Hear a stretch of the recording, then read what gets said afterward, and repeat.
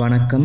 இன்றைக்கி வீடியோவில் நம்ம டிஎன்பிஎஸ்சி குரூப் 4 எக்ஸாம் பார்த்தினா A to Z எல்லா இன்ஃபர்மேஷனுமே நம்ம இந்த வீடியோவில் பார்க்க போகிறோம். ஃபஸ்ட்டு நோட்டிஃபிகேஷன் எந்த மந்த் வருன்றதும், அப்புறம் இந்த எக்ஸாம் பார்த்தினா பேசிக்கான டீட்டெயில்ஸ் லைக் ஏஜ் லிமிட் இதை பற்றியும், தென் எக்ஸாம் பேட்டர்ன், நெக்ஸ்ட் சிலபஸ், அப்புறம் இந்த சிலபஸ்க்கான கம்ப்ளீட் புக் லிஸ்ட் இதெல்லாம் தான் இந்த வீடியோவில் நம்ம பார்க்க போகிறோம். First notification month expected month வந்து பார்த்தோன்னா, முதல்ல ஆனுவல் பிளானரில் நவம்பர் மந்த் இந்த எக்ஸாமுக்கான நோட்டிஃபிகேஷன் வரும் அப்படின்னு சொல்லியிருந்தாங்க. மேபி இந்த இயர் எண்டுக்குள்ளே இந்த குரூப் 4 எக்ஸாமுக்கான நோட்டிஃபிகேஷன் வர சான்ஸ் இருக்குது. நெக்ஸ்ட்டு இந்த எக்ஸாமுக்கான ஏஜ் லிமிட்டை நம்ம பார்க்கலாம்.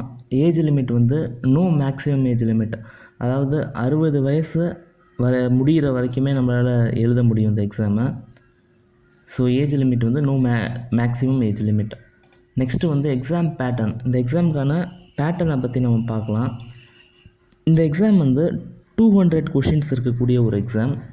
ஒரு கேள்விக்கும் 1.5 மார்க்ஸ் இருக்கும். ஸோ 200 கொஷினுக்கு நமக்கு 200 இன்ட்டு 1.5 டோட்டலாக 300 மார்க்ஸ் இருக்கும். இது 3 பார்ட்டாக பிரிக்கிறாங்க இந்த குரூப் 4 பேப்பரை. டிஎன்பிஎஸ்சி குரூப் 4 எக்ஸாம்ன்றது இட்ஸ் சிங்கிள் ஸ்டேஜ் எக்ஸாம். இப்போ குரூப் 2, குரூப் 1 அதெல்லாம் எடுத்தோம்னா மெயின்ஸ் இருக்கும். சில போஸ்ட்டுக்கு குரூப் 2ல் இன்டர்வியூ இருக்கும்.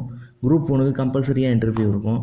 பட் இந்த குரூப் 4 அப்படின்னு நம்ம எடுத்தோம்னா இட்ஸ் சிங்கிள் ஸ்டேஜ் எக்ஸாம். இந்த ஒரே பேப்பரில் நம்ம எவ்வளோ டோட்டல் எடுக்கிறோமோ அதை பேஸ் பண்ணி ஒரு மெரிட் லிஸ்ட் ஒன்று ப்ரிப்பேர் பண்ணுவாங்க. அந்த அடிப்படையில் தான் நமக்கு சர்வீஸ் அலாட் பண்ணுவாங்க. இதில் இருக்கக்கூடிய இந்த 3 பார்ட்ஸ் என்னென்ன அப்படின்னு நம்ம பார்த்தோன்னா, ஒன்று ஜென்ரல் தமிழ். இது eligibility come merit test, merit அப்படின்னு சொல்லி கொடுத்துருக்காங்க. அப்படின்னா என்னென்னா தகுதி தேர்வும் இது தான், மெரிட்டுக்கான தேர்வும் இது தான். இது 2021 ஒரு ஜீவோ ஒன்று போட்டாங்க. அது அடிப்படையில் தமிழ்நாட்டில் இருக்கக்கூடிய எல்லா எக்ஸாமுக்குமே இந்த தமிழ்ன்றது ஒரு கட்டாய மொழி தகுதி தேர்வாக வச்சுருக்காங்க. இது எந்த எக்ஸாம் எடுத்தாலும் இந்த பேப்பர் இருக்கும். பட் இந்த குரூப் 4 எக்ஸாம் பொறுத்த வரைக்கும் என்னென்னா, இந்த பேப்பரில் 40% ஆஃப் த மார்க்கும் எடுத்துருக்கணும். அட் தி சேம் டைம் இது மெரிட்டுக்கும் கவுண்ட் பண்ணுறதால கொஞ்சம் அதிகமான ஸ்கோரை இந்த இடத்துல நம்ம ஒரு ஆஸ்பிரண்ட் எடுத்துருக்கணும். ரெண்டாவதாக இருக்கிறது ஜென்ரல் ஆப்டிடியூட். இது 25 கொஷின்ஸ் கேட்பாங்க. இது ரெண்டும் தான் ஒரு முக்கியமான ஒரு ஜோன் இந்த பேப்பரில். 125க்கு ஒரு 120+ எடுத்துட்டாலே சர்வீஸ் நம்ம கிடைக்கிறதுக்கான ஒரு சான்ஸ் அதிகமாகிடும். ஸோ ஃபஸ்ட்டு ஒரு ஆஸ்பிரண்ட் ப்ரிப்பேர் பண்ணும்போது ஜென்ரல் தமிழுக்கு அதிகமான வெயிட்டேஜ் கொடுக்கணும். செகண்டாக ஜென்ரல் ஆப்டிடியூடுக்கு அதிகமான வெயிட்டேஜ் கொடுக்கணும். தேர்டாக ஜென்ரல் ஸ்டடீஸில் 75 கொஷின்ஸ் வரும்.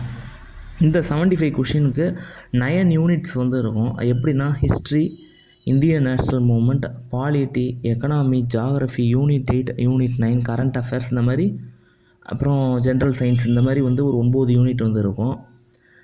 இந்த 9 யூனிட்லேருந்தும் 75 கேள்விகள் கேட்பாங்க. இதில் unit 8 and unit 9, polity, Indian national moment இதெல்லாம் கொஞ்சம் அதிகமான வெயிட்டேஜ் இருக்கக்கூடிய ஒரு ஜோன். டோட்டலாக நம்ம பார்த்தோன்னா 200 கொஷின்ஸ் வரும். இதில் எப்படியும் ஒரு 180க்கு மேலே போயிட்டாலே நமக்கு சர்வீஸ் கிடைக்கிறதுக்கான ஒரு ப்ராபபிலிட்டி அதிகமாகிடும். இதுதான் இந்த எக்ஸாம் பேட்டர்ன் பற்றி. நெக்ஸ்ட் நம்ம சிலபஸ் அண்ட் புக் லிஸ்ட்டை நம்ம பார்க்கலாம். ஃபஸ்ட்டு ஜென்ரல் தமிழுக்கான சிலபஸை நம்ம பார்க்கலாம். ஜென்ரல் தமிழ் தான் ஆல்மோஸ்ட் ஹாஃப் வெயிட்டேஜ் இந்த குரூப் 4 பேப்பரில் இருக்கும். அதாவது ஆல்மோஸ்ட் 100 கொஷின்ஸு, 1 கொஷினுக்கு 1.5 மார்க்ஸ். ஸோ 150 மார்க்ஸ் இந்த ஜென்ரல் தமிழுக்கு அலாட் பண்ணியிருக்காங்க.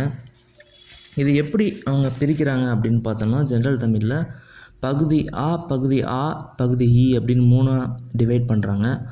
அது என்னென்ன அப்படின்னு பார்த்தோம்னா, இலக்கணம், இலக்கியம், தமிழ் அறிஞர்களும் தமிழ் தொண்டும் அப்படின்னு சொல்லி பிரிக்கிறாங்க. இலக்கணம் அப்படின்னு நம்ம எடுத்தோம்னா எப்படி இருக்கும்னா, ஒரு மேட்ச் த ஃபாலோயிங் மாதிரி பொருத்துதல், அப்புறம் தொடரும் தொடர்பும் அறிதல், பிரித்தெழுதுக, எதிர் சொல்லை எடுத்தெழுதுதல், பொருந்தா சொல்லை கண்டறிதல், பிழை திருத்தம், அதாவது சந்தி பிழை, ஒருமை பன்மை பிழை, வலுவு சொற்களை நீக்குதல், இந்த மாதிரி இருக்கும். அப்புறம் இங்கிலீஷ் வேர்ட்ஸுக்கு தமிழ் மீனிங் எடுத்து எழுதுகிற மாதிரி இருக்கும். அப்புறம் ஒளி வேறுபாடு அறிந்து நம்ம எழுதுகிற மாதிரி இருக்கும். நெக்ஸ்ட்டு ஓர் எழுத்து ஒரு மொழி. இதில் 42 ஓர் எழுத்து ஒரு மொழி இருக்குது. அந்த ஓர் எழுத்து ஒரு மொழிக்கும் ஒரு மீனிங் இருக்கும், அதை நம்ம படிச்சிருக்கணும். 10th வேர் சொல்லை தேர்வு செய்தல்.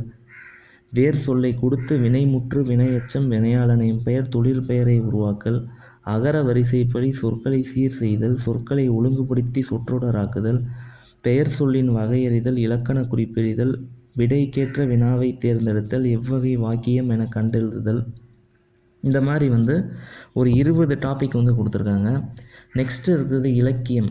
இலக்கியமில் திருக்குறளில் ஒரு 19 அதிகாரமும், நெக்ஸ்ட்டு அறநூல்களில் நாலடியார், நான்மணிக்கடிகை, பழமொழி 400 இந்த மாதிரி இருக்கக்கூடிய அறநூல்களும், கம்பராமாயணம், புறநானூறு இந்த மாதிரி 10 பாட்டு 8 தொகை நூல்கள், சிலப்பதிகாரம், மணிமேகலை, பெரிய புராணம் இந்த மாதிரி ஒரு 10 தலைப்புகள் இருக்குது இலக்கியமில். மூணாவதாக இருக்குது தமிழ் அறிஞர்களும் தமிழ் தொண்டும். இதில் ஒரு 20 தலைப்புகள் கொடுத்துருக்காங்க. இது டோட்டலாக பார்த்தோன்னா நமக்கு 100 கொஷின்ஸ் வரும். நெக்ஸ்ட்டு இதற்கான புக் லிஸ்ட் நம்ம பார்க்கலாம். இப்போ ஜென்ரல் தமிழ் அப்படின்னு நம்ம எடுத்தோன்னா ஃபஸ்ட்டு சிலபஸை பிரிண்ட் அவுட் எடுத்துக்கணும். ரெண்டாவதாக ப்ரீவியஸ் இயர் கொஷின் பேப்பர். இது எப்படின்னா 2012லேருந்து வந்த ப்ரீவியஸ் இயர் கொஷின் பேப்பரை நம்ம எடுக்கணும். 2012 டில் டேட் இது வரைக்கும் எந்தெந்த எக்ஸாம்லாம் தமிழ் பேப்பர் இடம் பெற்றிருக்கோ அதற்கான ப்ரீவியஸ் இயர் கொஷின் பேப்பர்லாம் கலெக்ட் பண்ணி சிலபஸோடு அதை மேட்ச் பண்ணாலே நமக்கு கேள்விகள் எந்த அடிப்படையில் கேட்குறாங்க அப்படின்றது நமக்கு புரிஞ்சிடும். பேசிக்காக எந்த காம்படிட்டிவ் எக்ஸாமாக இருந்தாலும் syllabus and previous year question பேப்பர்ன்றது ரொம்ப முக்கியம். இந்த ஜென்ரல் தமிழ் பேப்பருக்கும் இதுதான் ஃபஸ்ட்டு ஸ்டெப்பு. இதை நம்ம எடுத்து அனலைஸ் பண்ணிவிட்டு நெக்ஸ்ட்டு புக் லிஸ்ட் அப்படின்னு நம்ம பார்த்தோன்னா new book standard 6th to 10th வரைக்கும் இருக்கக்கூடிய இந்த புது புக்கை நல்லா தெளிவாக நம்ம படிச்சுக்கணும். இந்த 10th வரைக்கும் இருக்கக்கூடிய இந்த புக்லேருந்து 80% ஆஃப் த கொஷின்ஸ் இங்கேருந்து தான் இருக்கும். ரெண்டாவதாக இருக்கிறது 11th 12th நியூ சமச்சீர் புக்கு, அதை படிக்கணும். மூணாவதாக இருக்கிறது அட்வான்ஸ் தமிழ், சிறப்பு தமிழ் அப்படின்னு சொல்லுவாங்க. இந்த சிறப்பு தமிழ் அப்படின்றது ஸ்டாண்டர்ட் 11th and 12th மட்டும் இருக்குது. இந்த சிறப்பு தமிழை நல்லா ஒரு வாட்டி கிளான்ஸை நல்லா படிச்சிடணும். நாலாவது நான் கொடுத்துருக்குறது old book standard 6th to 12th வரைக்கும். இந்த ஓல்டு புக்லேருந்து லாஸ்ட் இயர் நடந்த குரூப் 2 எக்ஸாம்லேயும் சரி, குரூப் 4 எக்ஸாம்லேயும் சரி கொஞ்சம் அதிகமான கேள்விகள் இடம்பெற்றிருந்துச்சு. ஸோ அதுக்காக ஓல்டு புக்கையுமே நம்ம சிலபஸ் வைஸ் கண்டிப்பாக படிச்சிருக்கணும். இதெல்லாம் நம்ம படிச்சிட்டாலே ஒரு 98 கொஷின்ஸ் நம்மளால் தாராளமாக எழுத முடியும். 1 to 2 கொஷின்ஸ் இதை தாண்டி வெளியில் போகிறதுக்கும் வாய்ப்பு இருக்குது. அப்படி அந்த கேள்விகளும் நம்ம சரியாக எழுதணும் அப்படின்னா இந்த தேவிரா இலக்கிய வரலாறு இந்த புஸ்தகத்தை நாம் நல்லா படிச்சிட்டோம் அப்படின்னாலே 100% இந்த ஜென்ரல் தமிழ் பேப்பருக்கு நம்ம ப்ரிப்பேர் பண்ணிட்டோம் அப்படின்னு அர்த்தம்.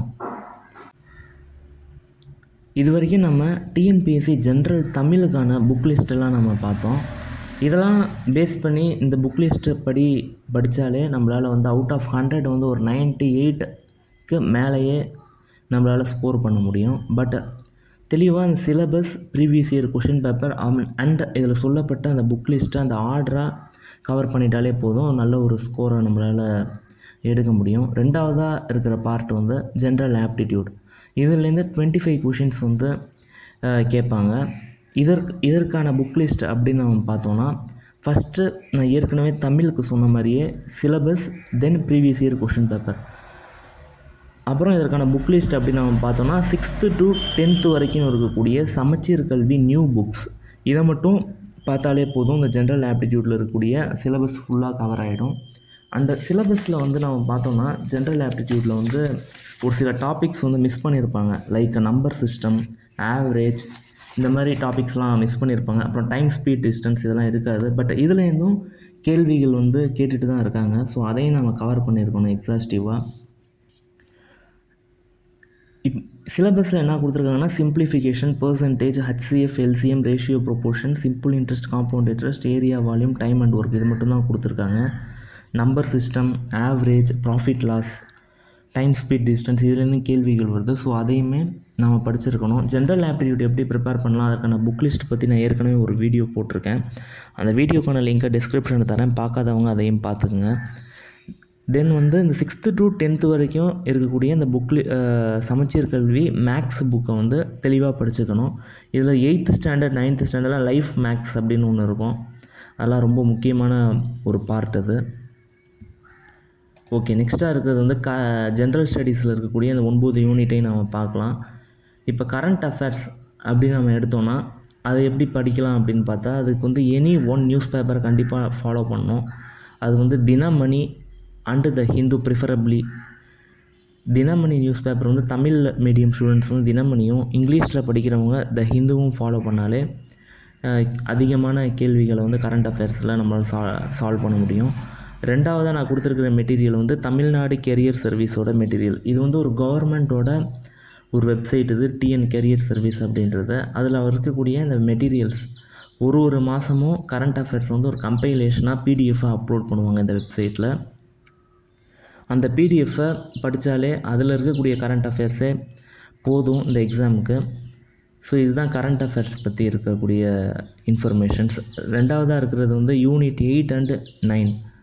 இது வந்து இப்போ ரீசன்ட் ட்ரெண்ட்ஸில் வந்து 2019 அப்புறம் இருக்கக்கூடிய டிஎன்பிஎஸ்சி எக்ஸாம் எல்லாத்துலேயுமே இந்த யூனிட் 8 அண்ட் யூனிட் 9லேருந்து அதிகபட்ச வெயிட்டேஜ் வந்து கொடுக்குறாங்க ஜென்ரல் ஸ்டடீஸில்.